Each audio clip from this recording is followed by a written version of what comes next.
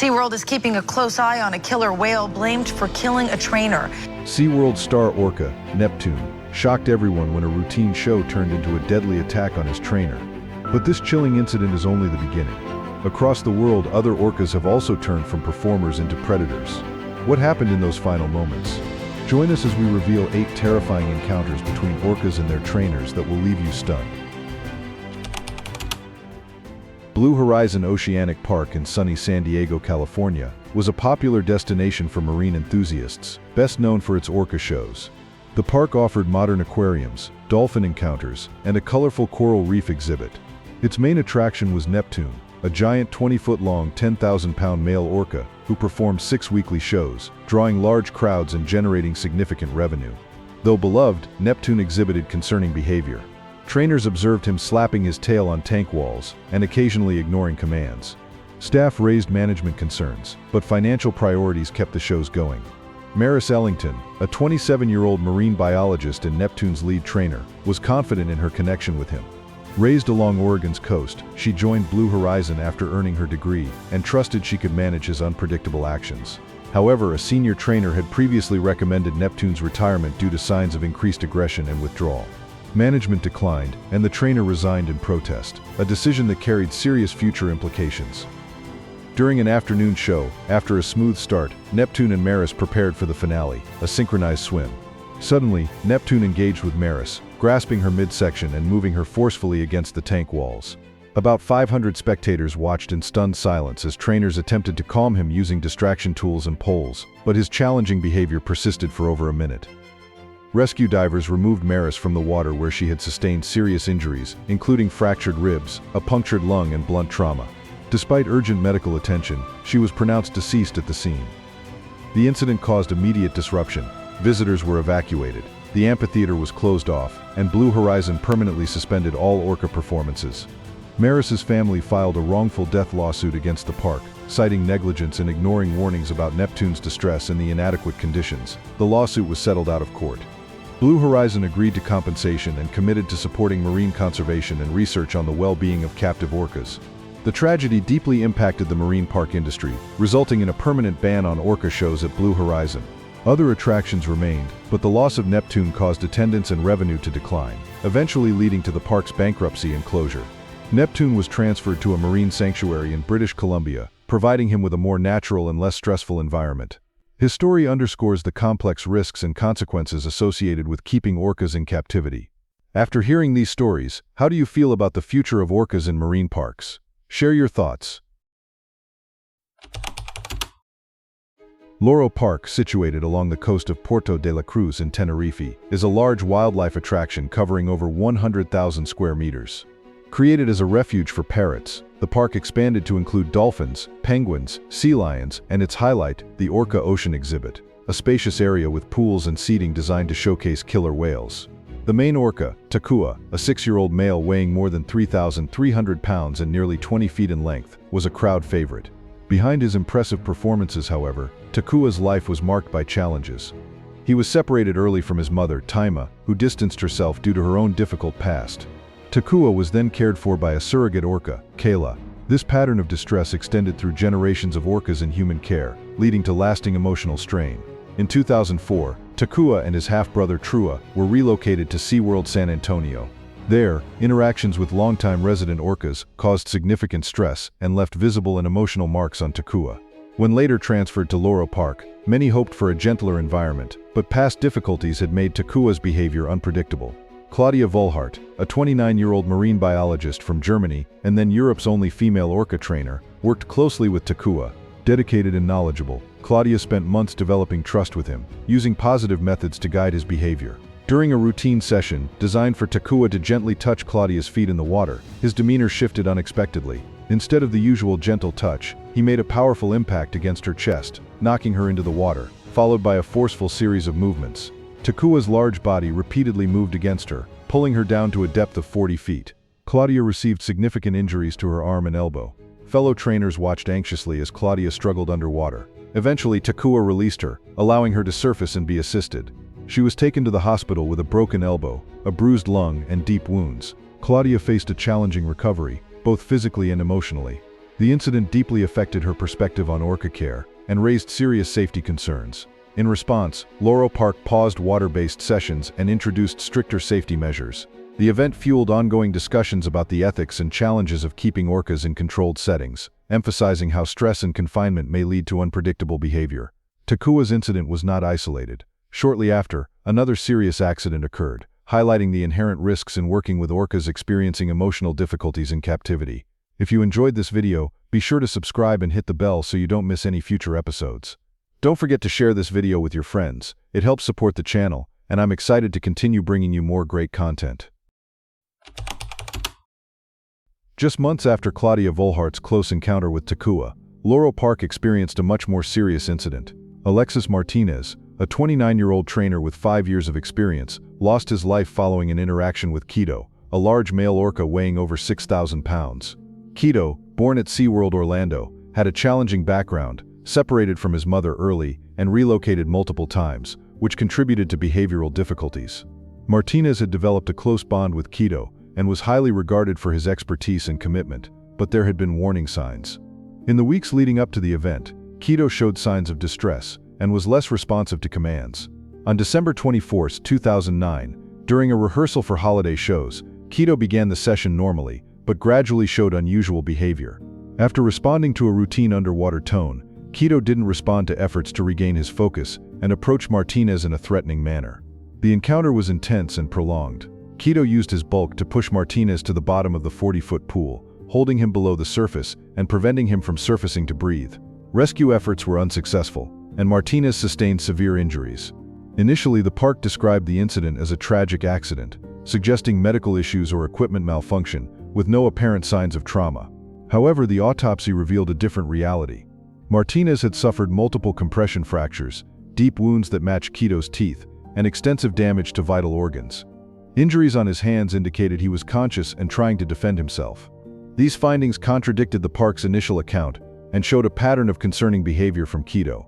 A witness from SeaWorld reported that during the session, Keto had been increasingly difficult to manage, positioning himself in ways that limited Martinez's ability to move to safety. This suggested the incident resulted from escalating behavior rather than a sudden outburst. Martinez's passing fit into a wider pattern.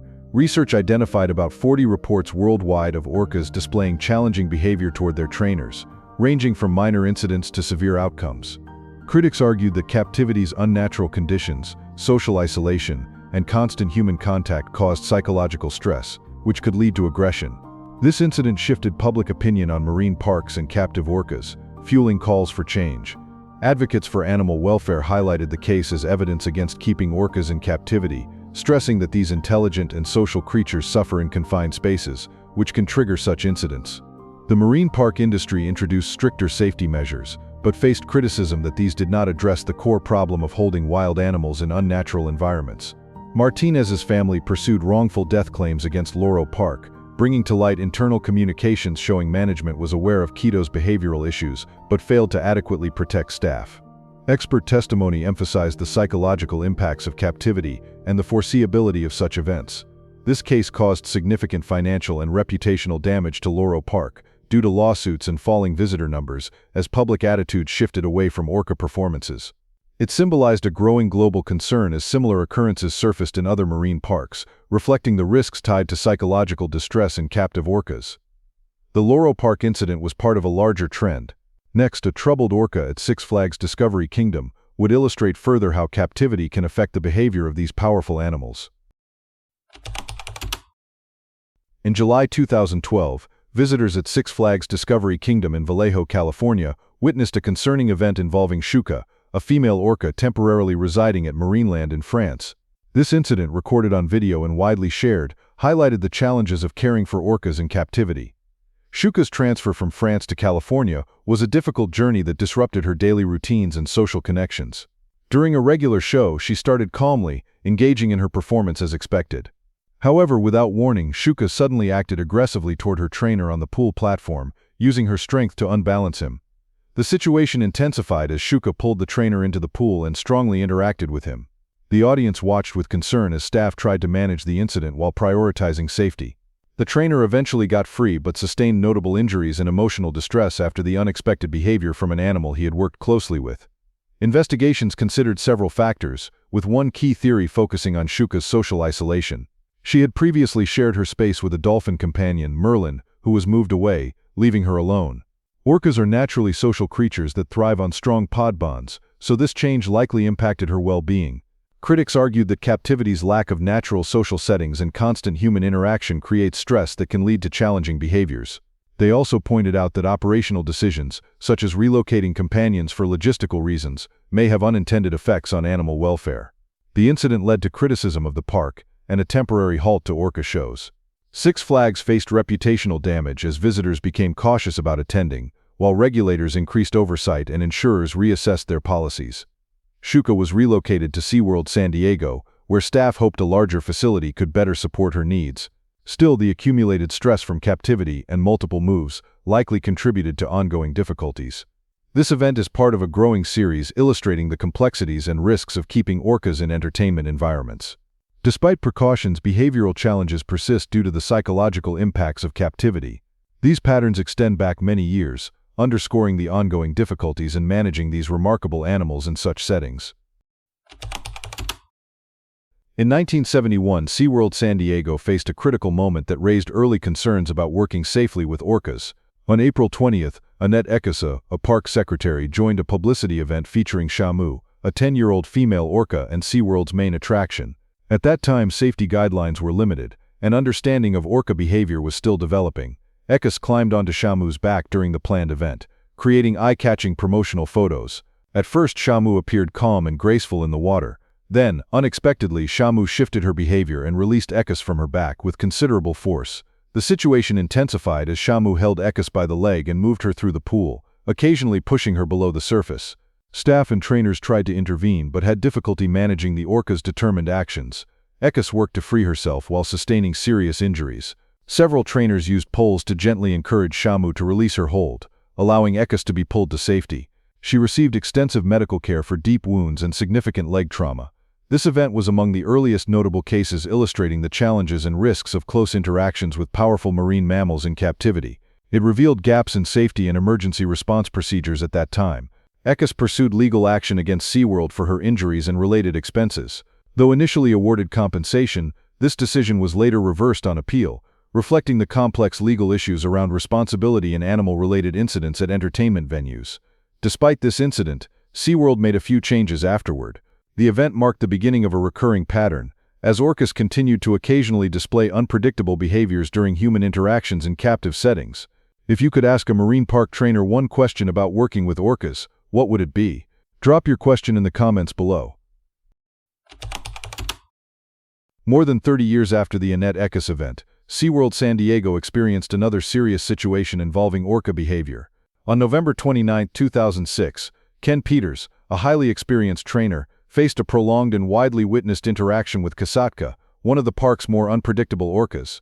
Peters was a trusted professional assigned to work with challenging animals. Kasatka was known for her sensitive temperament, requiring constant attention from trainers.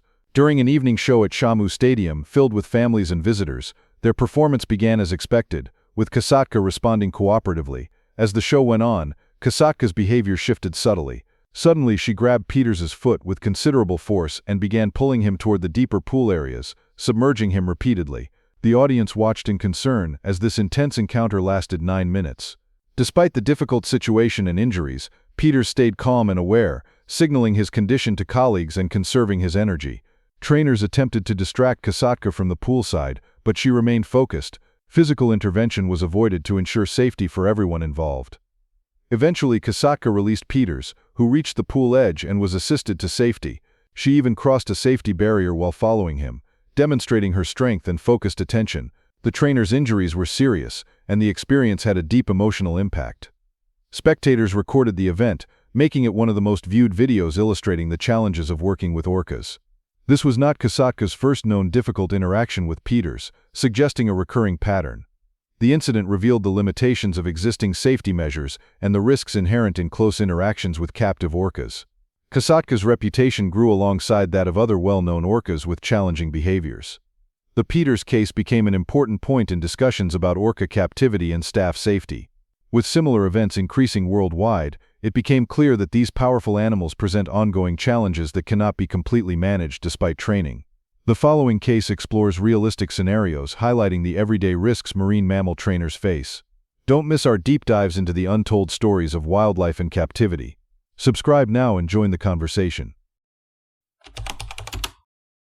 On what seemed like an ordinary day at the marine park, Sam Collins, the most experienced trainer, faced the most challenging moment of his career. Families gathered in the stadium, eager to see Luna, the park's star orca, perform. Luna was an impressive animal, weighing over 6,000 pounds and measuring 22 feet long. Sam had shared many performances with her, relying on their strong connection and smooth teamwork. In the weeks before May 7th, Sam noticed Luna behaving restlessly and unusually. The show began as normal, with her impressive leaps delighting the audience. At first, Sam believed his concerns were unwarranted, as Luna followed their routine well. As the show went on, Luna's movements became unpredictable, a warning Sam recognized. During the finale, Sam entered the tank for their synchronized swim, the signature moment meant to showcase their trust and partnership. This time, Luna's behavior grew tense and less responsive. She ignored Sam's signals and moved closer than usual, blocking his way to safety. The audience, unaware of the change, continued to enjoy the performance. Before Sam could react, Luna applied strong pressure to his leg and pulled him underwater toward the deepest part of the tank. The discomfort was severe, and Sam struggled to hold his breath as Luna's movements became more intense and deliberate. The water soon became discolored, and cheers turned to gasps as it became clear the event was no longer part of the show. Luna's behavior appeared purposeful, expressing deep instincts rather than a sudden mishap. Sam attempted to signal for help but weakened due to injury and limited oxygen. Staff quickly tried to divert Luna's attention using ropes and flotation devices, but she remained focused on him. Some onlookers left in distress, while others watched in stunned silence as the scene unfolded. Luna continued to hold Sam before finally releasing him. When rescue divers reached him, it was too late. News of Sam's passing deeply affected the public and marine mammal community. Once admired, Luna became a symbol of the fact that these majestic creatures retain their instincts, which cannot be fully controlled. The park briefly closed for investigation and mourning. Sam Collins' story serves as a sobering reminder that no matter the bond between humans and orcas, these powerful animals remain wild at heart, with instincts that can emerge unpredictably and strongly. Jake Donovan's first day at Ocean View Cove was the beginning of his dream career working with marine mammals. Fresh from marine biology school, he had prepared thoroughly, learning about orca behavior and safety procedures. The park was modern, prioritizing both animal welfare and trainer safety. Jake was assigned to Echo, a 15-year-old female orca, known for her intelligence and usually cooperative nature. Their early morning session, before visitors arrived, started smoothly. Echo responded well to Jake's commands, earning praise from the senior trainer for their teamwork. However, subtle shifts soon appeared. Echo's movements became a bit unsteady and less responsive, signals Jake, still new to the role, didn't fully recognize. She began swimming closer around him, creating waves that made it harder for Jake to keep his balance. Mistaking this for playfulness, he did not sense the change in her behavior. Suddenly, Echo moved toward Jake with surprising speed and strength. Jake had little time to react as she firmly gripped his leg and guided him underwater. Using her considerable power, she pushed him against the tank walls. The water showed signs of injury as Jake sustained serious harm. Emergency attempts by trainers to divert Echo's attention were unsuccessful. She remained focused on Jake. Her behavior suggested built-up stress and challenges related to captivity. Jake fought to free himself, but reduced strength and limited breath made it more difficult. Just as hope dimmed, Echo released him and moved away. Staff promptly assisted Jake. Though his injuries required surgery and an extended recovery, he survived. The emotional impact, however, lasted longer than his physical wounds. The incident attracted national attention, sparking questions about orca safety in captive environments. Echo, once viewed as gentle, was now seen as unpredictable. Ocean View Cove's review supported expert concerns. Captive orcas face psychological struggles that can result in sudden changes in behavior. Jake's experience underscores that, despite training, these powerful animals remain wild creatures whose actions cannot be entirely predicted or controlled. These 8 harrowing encounters are only a small part of the many documented cases of orca aggression in marine parks worldwide. Each story reveals a troubling pattern: intelligent and powerful predators driven to aggression by the psychological strain of captivity, sometimes turning against the humans who control them for entertainment. These stories expose a truth long overlooked by the industry. These magnificent creatures should never have been taken from their ocean homes and made to perform. The price of entertainment, paid in suffering and loss, is far too high. What are your thoughts on these tragic events? Have they changed how you view marine parks and orca captivity? Share your thoughts below. If you found this investigation eye-opening, subscribe for more in-depth explorations into the hidden truths of popular entertainment. The next video will reveal even more startling facts about the marine park industry that may challenge everything you believe about these facilities. Thanks for being with us. Leave a comment, like to show your support, and remember to hit that subscribe button for more exciting videos. See you next time.